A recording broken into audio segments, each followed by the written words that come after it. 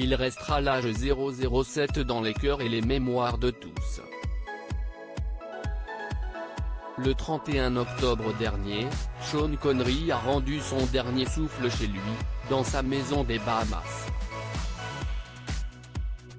L'acteur est décédé à l'âge de 90 ans, lui qui avait célébré cet anniversaire le 25 août 2020. La famille du comédien écossais avait révélé la nouvelle, sans préciser les causes de son décès pour autant. Près d'un mois après la disparition de Sean Connery, TMZ a réussi à se procurer le certificat de décès de celui qui fut le premier à donner vie au personnage de James Bond sur grand écran. Dans le document que s'est procuré TMZ, on apprend que Sean Connery est décédé dans son sommeil, à cause d'une insuffisance respiratoire causée par une pneumonie. À cela, s'ajoute aussi son âge avancé, une fibrillation auriculaire, ainsi qu'un problème au cœur causant une fréquence cardiaque irrégulière et rapide.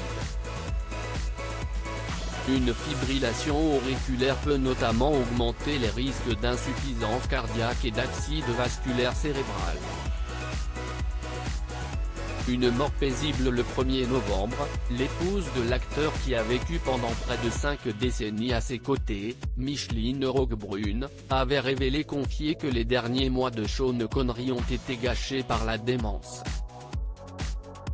Ce n'était pas une vie pour lui, il n'était pas en mesure de s'exprimer dernièrement. Au moins, il est mort dans son sommeil, avait déclaré l'artiste peintre, comme le relatait le Daily Mail.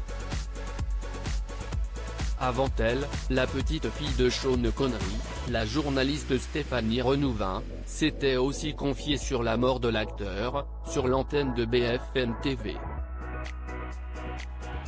Quand il a arrêté de faire James Bond, il a voulu prouver qu'il était autre chose qu'une belle enveloppe, avec un sourire ravageur, des yeux malicieux et séducteurs. On a comme seule consolation aujourd'hui de se dire qu'il est mort dans la nuit.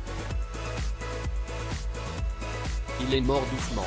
Il a soufflé dans la nuit vers 1h30 du matin, avait-elle expliqué.